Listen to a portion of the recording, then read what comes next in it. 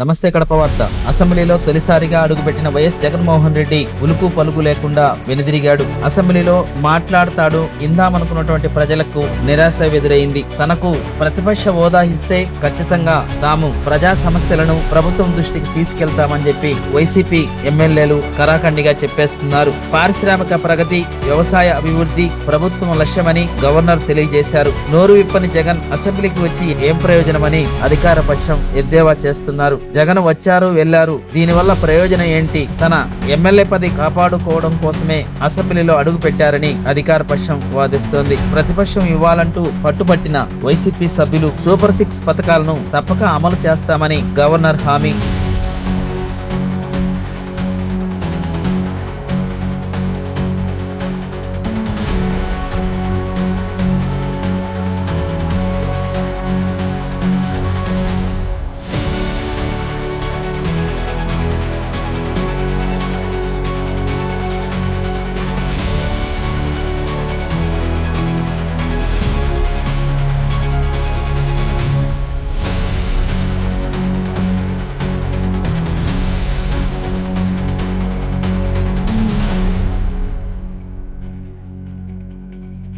ప్రతి ఒక్కరూ తప్పనిసరిగా యూట్యూబ్లోకి వెళ్ళి కడప వార్తను లైక్ చేయండి, సబ్స్క్రైబ్ చేయండి.